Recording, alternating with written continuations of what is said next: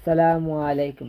গরিবি দুকুনি তাকে গেল নে নবীর যায়, যার উদার হিসাবে আমি নবীজির রওজা শরীফে সারাদিন তাকে গেলাম নে। করার যদি হতো টাকার তপিক হতো, থেকে গেলাম নে নবীজির রওজায়। নবীজির রওজা শরীফে টেকে গেলাম নে আমি নবীজির রওজা শরীফে টেকে গেলাম নে গরিবে।